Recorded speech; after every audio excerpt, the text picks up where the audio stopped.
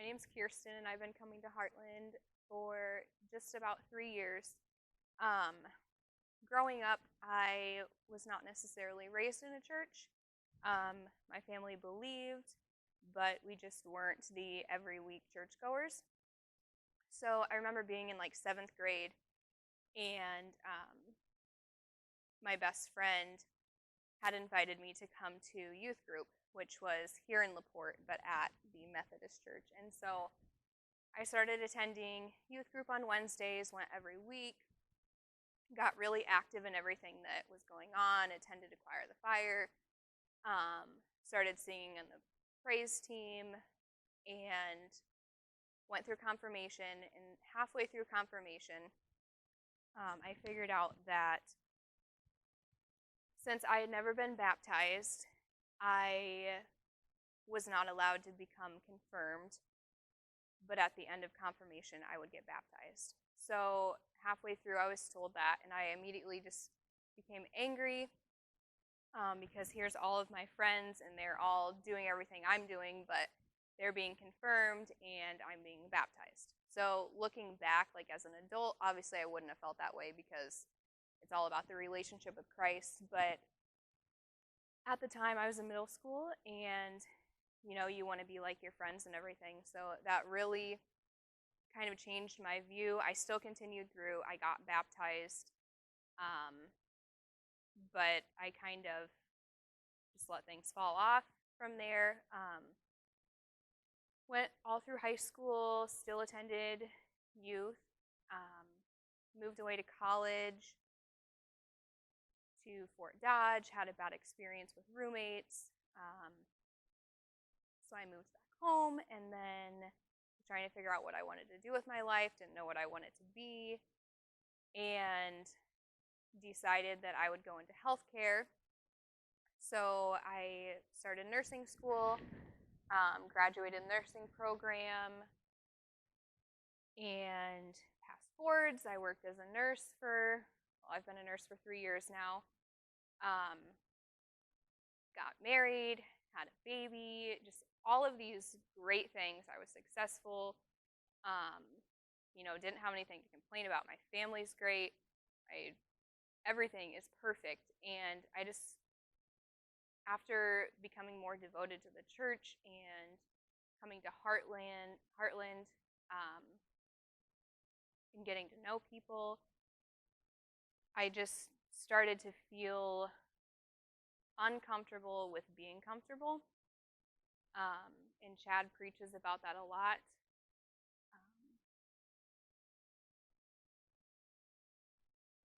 It's good to be comfortable, but you can't sit in that comfort for too long because you're not doing what God has created you to do. So I started praying more to God about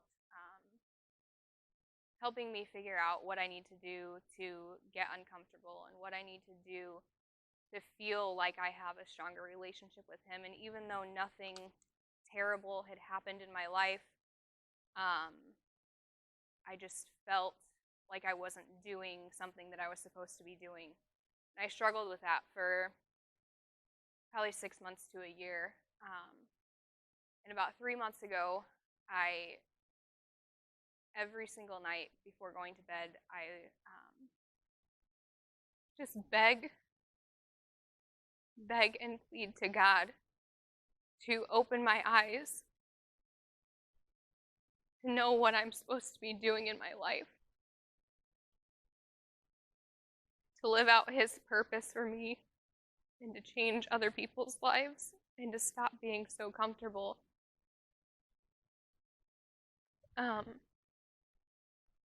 So that had been going on for like 3 months, and I was seeing some change. I started reading my Bible more, talked a lot more about God at work. I let go of the fear of talking about religion to people. Probably crossed the line maybe a few times with people that did not know God or did not believe in God, and I would talk to them about it, and with all of these things, I just saw little change, and I didn't know what I was doing wrong or what I wasn't saying or what I wasn't asking for or what I wasn't thanking him for, and it just got so frustrating.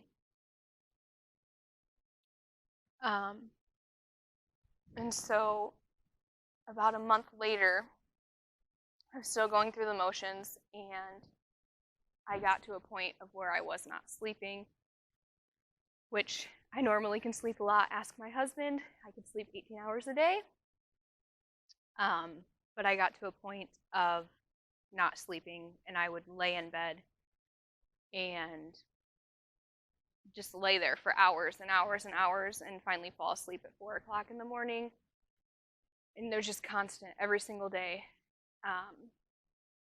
Until on December 1st, I was still awake. It was about 2:30 in the morning.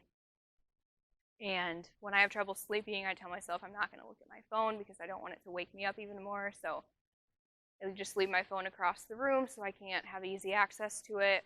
And so about 2:30 in the morning, I'm like, okay, I'm just going to pull up my phone, get on, see what's new on Facebook, see if anyone else is up, like whatever.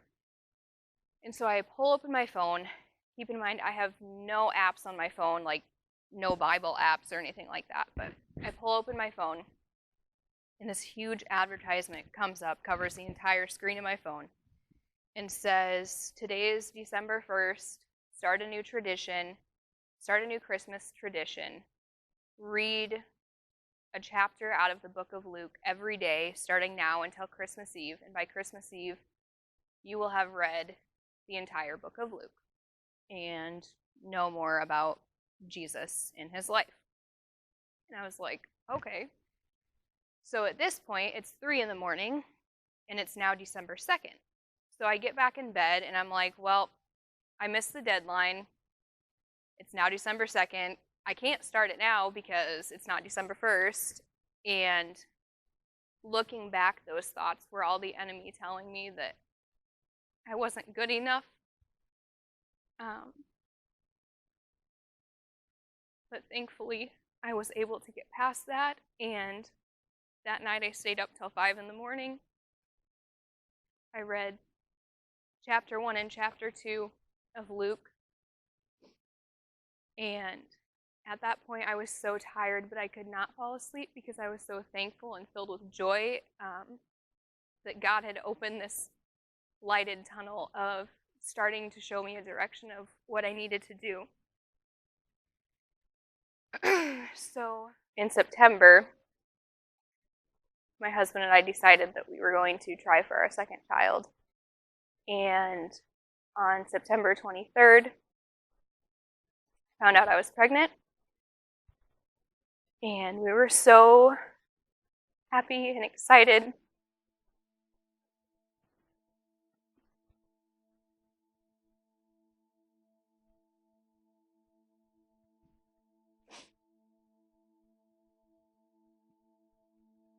Before I got pregnant,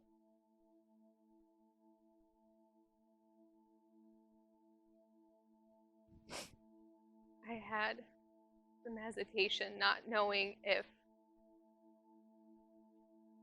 I was a good enough mom to have 2 kids.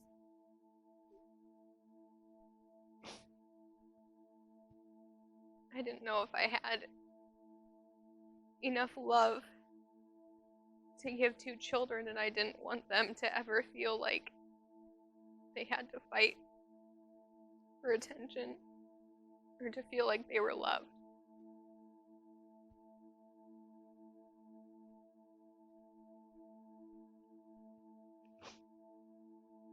But after praying about it and talking with family,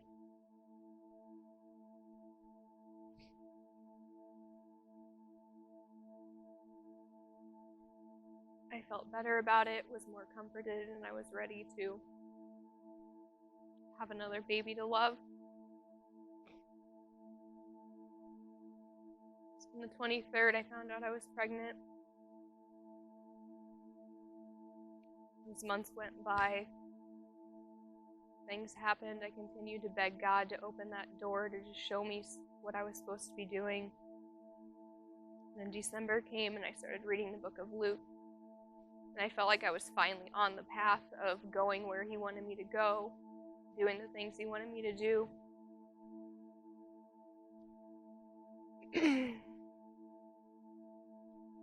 Then on December 9th,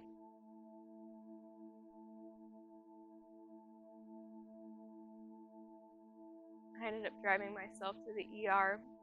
I just felt like something wasn't right. So I drove there. I waited in the waiting room for 2 hours, and during that 2 hours, I just kept telling myself, like, everything's fine. I should just go home. This is a waste of time. I'm just going to spend money here, more medical bills, and I didn't. I stayed.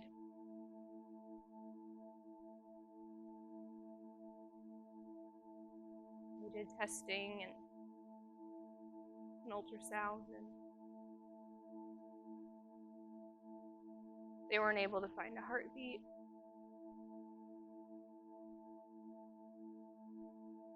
It happened at some point within the last week or two.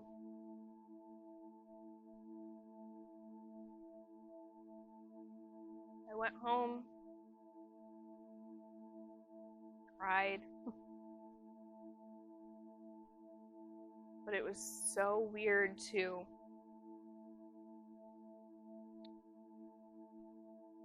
have something happen that is so sad that so many people go through, and to see how a lot of people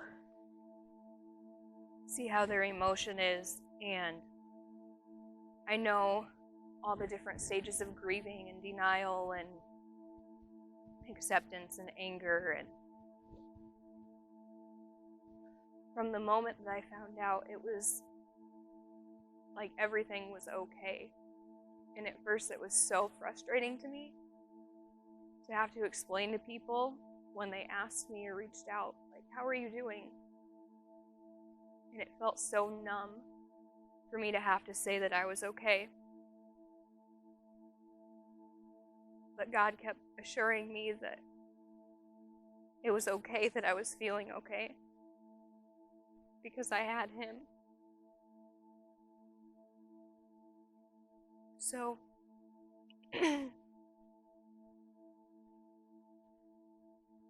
a week went by. They told me to allow things to happen naturally, that it was still pretty early, so things would just take course on their own. Shouldn't have any issues with things. A week later, we came home after having dinner. I was feeling fine. Nothing had really happened up to this point.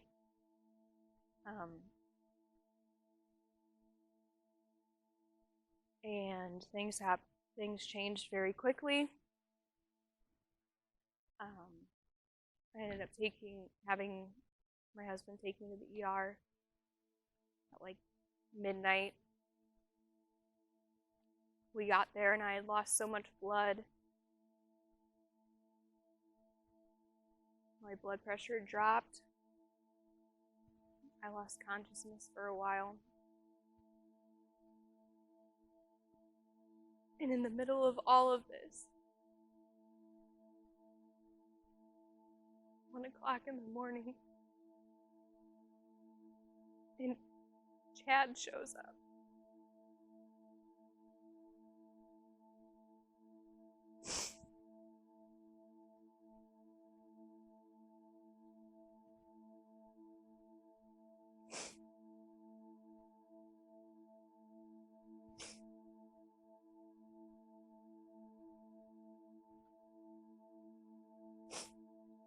And he talked with us, and we prayed together, and I explained to him my feelings of feeling numb because I was telling people that I was okay. I ended up they called in the emergency surgery operating room team. And at 3 in the morning, as they were wheeling me in,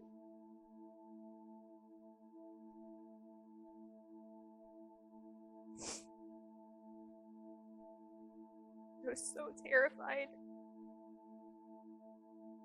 And Chad reassured me that I didn't need to be in fear because God was already in there. He was already planning what was going to happen.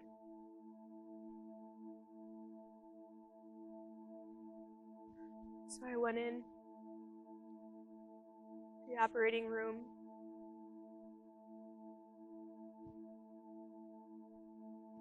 I was crying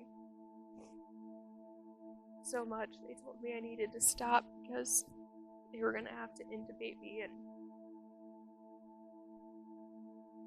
it would affect things. And so I got myself calmed down. And that's the last thing I remember before.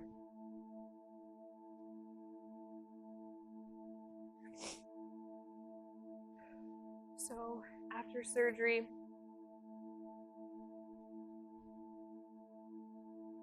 I was pretty out of it for a while, and my husband and Chad stayed in the room with me the whole time. And after I woke up, my husband had asked me if I remembered talking about God. And I told him yes. He said that I had told him and Chad that the baby was a boy.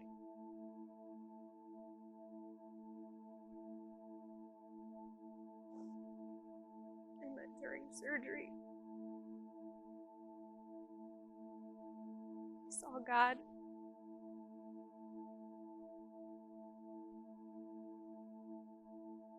And he said the verse from John 3:16. I told him the story about what I remembered. And I know that during surgery,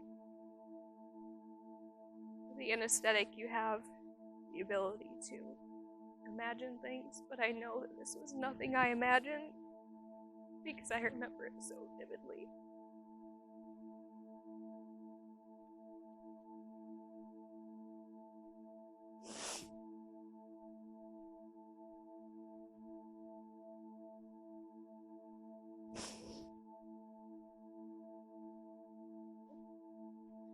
It was the most beautiful thing I've ever seen.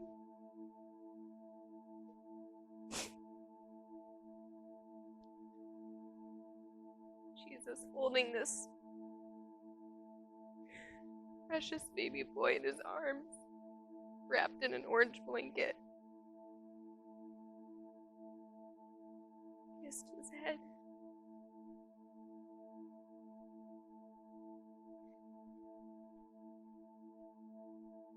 And said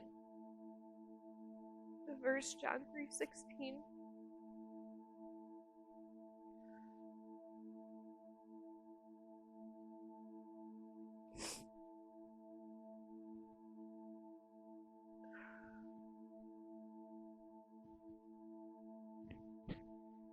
When I was a freshman in high school, my grandpa became very sick, and him and I were so close. I spent almost every day with him growing up. And I remember shortly before he passed away, he told me that at some point in my life, there was going to be a time when the verse John 3:16 would be something that was monumental in my life. And when he told me that, I wrote it down, but I never went and read the scripture for a long time. So when I turned 18, I got a tattoo on my foot that says, Jesus saves. And underneath of it, it says John 3:16. And even when I got that tattoo,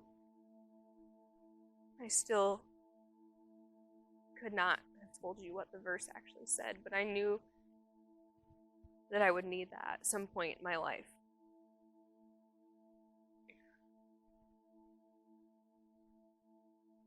Never would I have imagined that my grandpa telling me that I would need that verse. I would have never known that that is when it would have been. So after all of this happened, I was sharing my story with a friend, and I was trying to explain to her how I felt that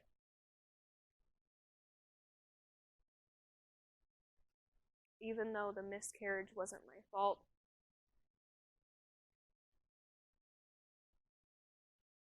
I felt wrong for how I had begged and pleaded to God to do whatever it took to get me to a point in my faith where I knew there was nothing that would ever come between it.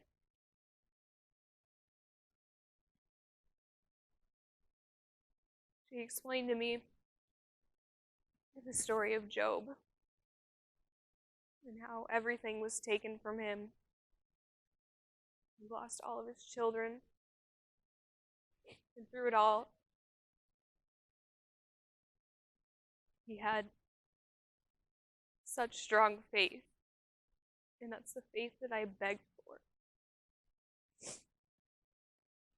So Job chapter 7, verse 4 reads, "When I lie down, I think, how long before I get up? The night drags on, and I toss and turn until dawn." When I read that, it just reminded me of those sleepless nights where I couldn't sleep, and I would just lay there thinking, how long until I get up, and how long until something changes, and how long until I have that faith and that feeling of knowing I'm where I'm supposed to be. So moving on into chapter 8 of Job, verse 5 and 6 reads, "But if you will seek God earnestly and plead with the Almighty, if you are pure and upright, even now he will rouse himself on your behalf and restore you to your prosperous state." And the fact that I'm reading this now and looking back at how I felt the same way and I pleaded in the same way, it just makes it easier to know that even though I don't have that baby here with me, he is in a place so much better. So since all of that has happened, I've come to find peace in the pain. And although it is painful to have lost a child, it's peaceful to know that everything God has done has a purpose. And if that purpose was to get me out of my comfort zone and make me uncomfortable,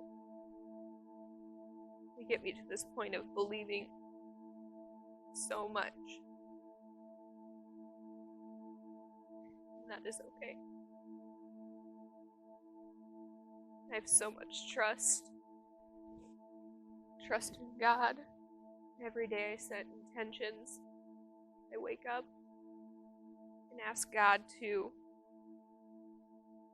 in some way, use me, whether it's reaching out to someone over Facebook, or if I'm at the grocery store and feel that someone needs to talk to them. Diving deep into the Bible, reading a chapter every day,